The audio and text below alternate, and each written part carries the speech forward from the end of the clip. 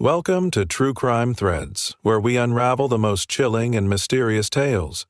In today's episode, we dive deep into the twisted story of a young widow and the dark secrets hidden by those closest to her. In a quiet suburban town, Sarah's life was turned upside down when her husband Daniel unexpectedly passed away in a car accident. The sound of the phone ringing in the middle of the night still echoed in her mind. The voice on the other end had been grim, telling her the devastating news. Daniel had been on his way home from work when the crash happened. It was quick, and there was no time for goodbyes. The grief was overwhelming. But Sarah tried to hold her head high for her young daughter, Lily. She didn't know how to face a world that seemed so different now, without Daniel. It felt as though a piece of her had been ripped away, leaving an emptiness she wasn't sure how to fill. At first, Sarah couldn't bring herself to leave the house. Every room seemed filled with memories of Daniel. The walls, once comforting, now felt suffocating. But Sarah had to move forward for Lily's sake. Every day was a struggle as she juggled the tasks of motherhood with her own pain. She found herself frequently visiting her father, Richard, who had always been a steady presence in her life. Richard had been a successful businessman for decades, well known in the community, and someone Sarah had always looked up to. He had the calm wisdom of experience, and his advice often helped her navigate difficult times. But now, with Daniel gone, she found herself relying on him more than ever. Richard, though empathetic, never quite knew how to deal with his daughter's grief. He offered practical support, helping her with bills and other responsibilities, but emotional support was harder for him to provide. So he made a point of bringing Greg, his close friend, over to visit more often. Greg had been a fixture in Richard's life for years. He was married, with children of his own, and seemed to have everything in order. But there was something about Greg that Sarah found unsettling. He was kind and generous, but she noticed a certain intensity in his gaze whenever he looked at her, a lingering that made her feel both comforted and uneasy. Greg's visits started out as casual, friendly chats over coffee, usually when Richard was away on business trips. At first, Sarah was glad for the company. Greg would talk about his family, about his work, and sometimes even about his childhood. There was something reassuring about his presence. But over time, those visits grew longer. He would sit with Sarah, comforting her about Daniel's death, and slowly their conversations shifted from casual pleasantries to deeper discussions about grief, love, and loss. It was strange. At first, Sarah didn't notice how easy it was to talk to Greg. His understanding nature made it feel as if he truly cared. One evening, Sarah was sitting alone in the living room when Greg stopped by. Richard had been gone for the weekend, and Greg, sensing Sarah's solitude, stayed for a while longer than usual. They spoke of Daniel, of life after loss, and how overwhelming it all seemed. Greg was attentive, his concern genuine, or so it seemed.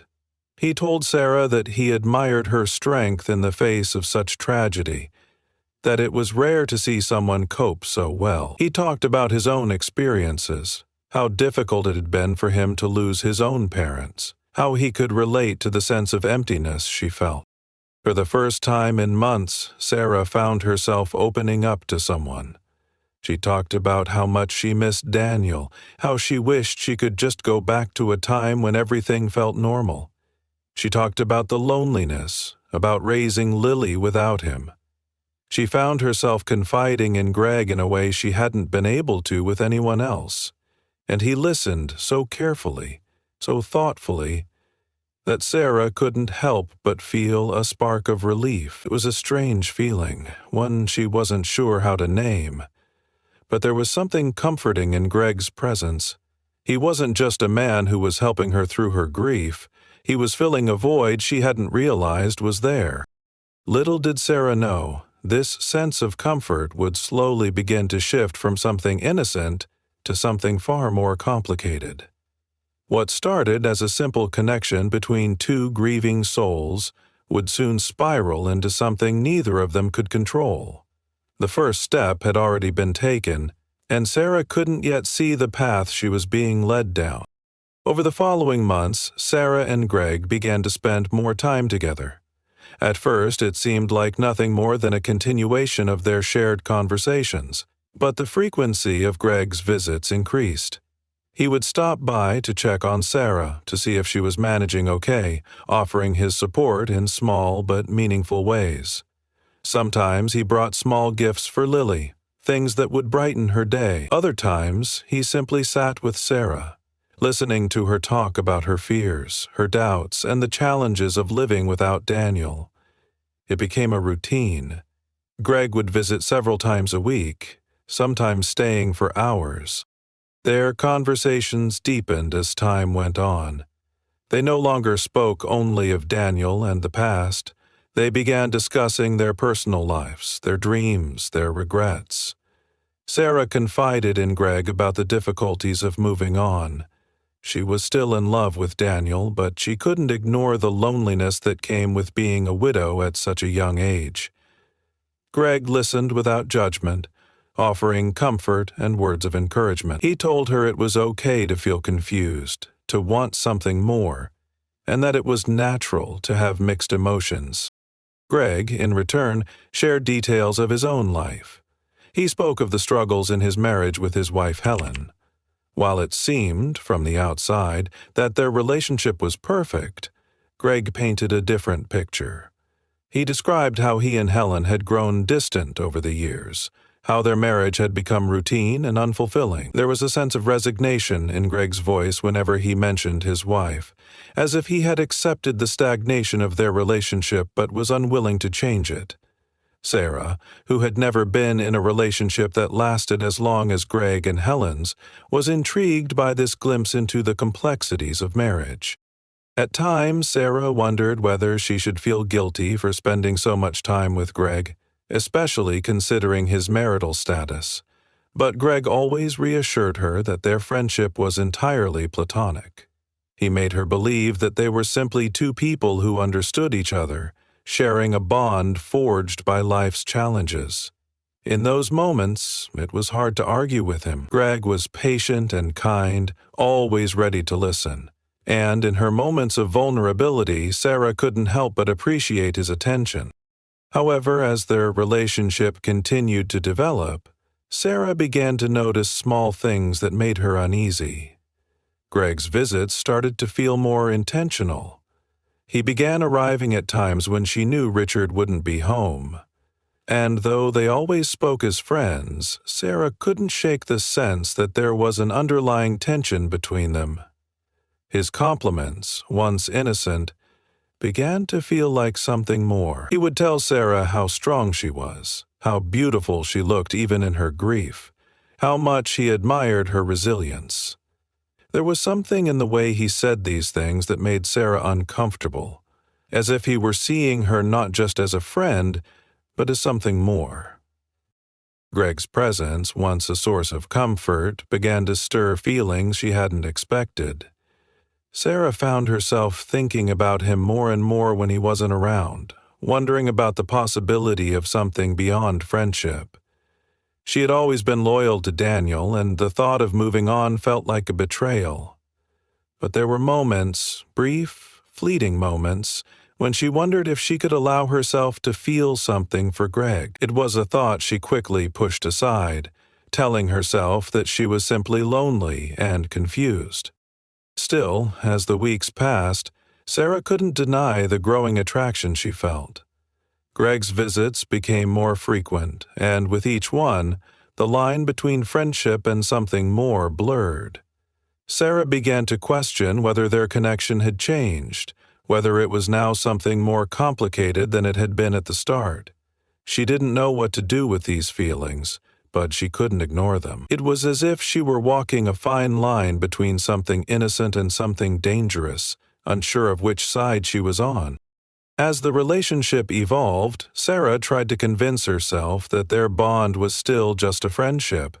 But deep down, She could feel that things were shifting in a direction she hadn't expected. And while part of her wanted to resist, another part was beginning to wonder what it would be like to embrace what had become an undeniable. One fateful evening, Sarah received a phone call from an anonymous number. The voice on the other end was shaky, filled with distress. It was her father, Richard. He told her that Greg had been acting suspiciously lately, and his wife had reported odd behavior, long absences, strange phone calls, and unexplained visits to Sarah's house. Sarah was taken aback. She had always trusted Greg, believing him to be a friend, someone who only had the best intentions. But now, Richard's words planted a seed of doubt in her mind. At first, Sarah dismissed it as paranoia. Greg had been nothing but kind and supportive, offering her a shoulder to lean on during the toughest moments of her life. She couldn't understand why her father would accuse him of anything sinister. Richard, however, was insistent, and Sarah began to wonder if there might be some truth to his concerns. Could it be possible that Greg, whom she had come to trust, was hiding something from her? She didn't want to believe it, but the idea gnawed at her. The more Sarah thought about it, the more her mind raced. Greg's visits had been increasing, but she had convinced herself that it was just his way of showing concern, of being a friend. But now, with Richard's warning in her ears, she began to notice things she had ignored before. Greg had always been so careful with his words, so practiced in his ability to make her feel comfortable. But lately, there were moments when he seemed almost too eager, when his actions felt too intentional. He would sometimes show up at her house unexpectedly, always with an excuse, always with a reason that seemed to make sense at the time, but there was an underlying tension in the air when he arrived. It was as though he was trying to mask something, trying to hide a part of himself from her. She began to observe his behavior more closely. Greg would often be vague when she asked about his life outside their interactions. He would tell her little about his marriage, avoiding the subject of his wife Helen altogether. And when he did mention her, it was only in passing, as though he didn't want to dwell on it. He spoke less about his work, and his phone calls were always brief, never allowing her a glimpse into what was really going on. There was a sense of distance in his words, a reluctance to share details that made Sarah uncomfortable. One evening, after a particularly long visit, Sarah found herself alone in the living room, mulling over everything that had happened. Her father's warnings echoed in her mind, and she couldn't shake the feeling that she was missing something important. Was Greg really the person he had appeared to be? Was he genuinely trying to help her? Or was there something darker lurking beneath the surface? Sarah decided to take matters into her own hands. She started paying closer attention to Greg's actions. She asked around, speaking with a few of her father's colleagues who might know more about Greg's background. What she learned only deepened her suspicions. It seemed that Greg's reputation wasn't as clean as she had once thought. There were whispers of shady dealings, rumors of a man who was always looking for opportunities to take advantage of situations. The more Sarah dug, the more pieces of the puzzle started to fall into place. Yet even with all the signs pointing toward something being wrong, Sarah found herself reluctant to confront Greg directly. She wasn't ready to believe that someone she had trusted so much could be hiding something from her. But the more she thought about it, the more she realized she couldn't ignore the facts. The trust she had placed in him was beginning to feel misplaced, and she needed to know the truth, no matter how difficult it was to face. As Sarah reflected on everything she had learned, a creeping sense of dread settled over her. She had never imagined that Greg, the man who had been so kind and attentive, could be the cause of such turmoil.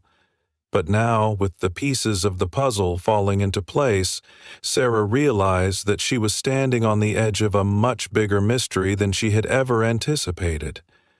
Something was wrong, and it was only a matter of time before the truth would reveal itself. Sarah's worst fears were realized when she received an anonymous letter one morning. The letter, written in a hurried scrawl, detailed shocking truths about Greg. It was postmarked from a nearby town, and Sarah could tell that whoever had sent it had been desperate to get the information to her. The letter revealed that Greg had been in an affair with her mother years before, and that he had been involved in shady financial dealings with Richard. Worse, the letter warned Sarah that Greg had plans to inherit a large portion of her father's estate should Richard's health deteriorate. Sarah's hands trembled as she read the letter. She could hardly process what she was seeing. The words seemed to swirl around in her head, mixing with the confusion and suspicion that had been building over the past few months. An affair with her mother? It was unthinkable. And the idea that Greg was scheming to inherit her father's wealth made her stomach. The letter painted a picture of a man who had been manipulating her family for years, lying to her and playing his role as the concerned friend while secretly working behind the scenes to gain control over their lives. At first, Sarah didn't know how to react. She wanted to believe that the letter was some kind of mistake, a misguided attempt to ruin Greg's reputation. But deep down, she couldn't shake the feeling that the information it contained was true. Sarah's mind raced. How could she have been so blind? How had Greg managed to keep up the charade for so long? She had trusted him, believed in him, and now it felt like that trust had been shattered. As Sarah sat there, holding the letter in her hands, she realized that she had to know the truth. She couldn't just sit back and let Greg's lies continue to unfold. The more she thought about it, the more she realized that there were too many unanswered questions. She had to confront him. But how?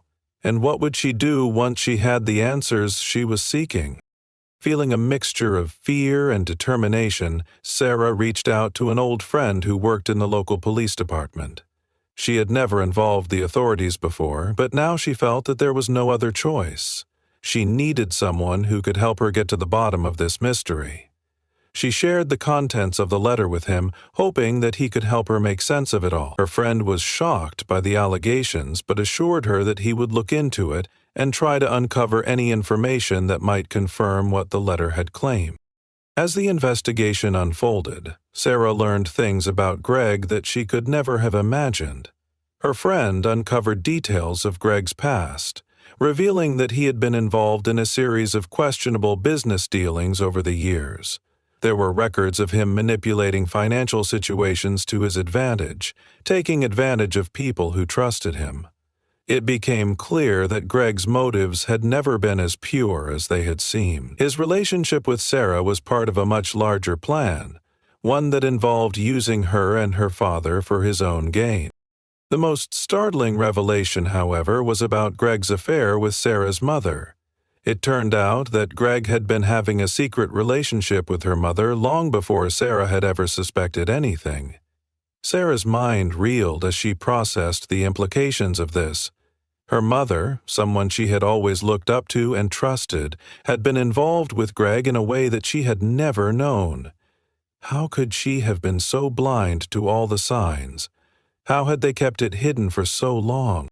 The more Sarah learned, the more she realized how deeply Greg had embedded himself into her family's life. He had played the role of a concerned friend, someone who seemed trustworthy and caring, all while secretly plotting to take control of everything. His charm, his attentiveness had all been part of a carefully calculated act. And now, as the truth began to emerge, Sarah felt more betrayed than ever. In her heart, Sarah knew that confronting Greg was no longer just a matter of questioning his motives. It had become a necessity. She had to put an end to the deception, no matter what it took. She couldn't let him manipulate her family any longer. The weight of the truth was heavy, but Sarah was determined to find out just how deep Greg's betrayal ran and to stop him before he could carry out whatever plans he had for the future. The day Sarah decided to confront Greg was one of the most difficult of her life. With everything she had learned, she knew it was time to end the game he had been playing for so long. Her hands were cold as she dialed his number, her heart pounding in her chest. Greg answered quickly as if he had been expecting the call. He was always so attentive, always so quick to respond. But this time Sarah's voice was different, firm, resolute. She didn't give him the chance to speak first.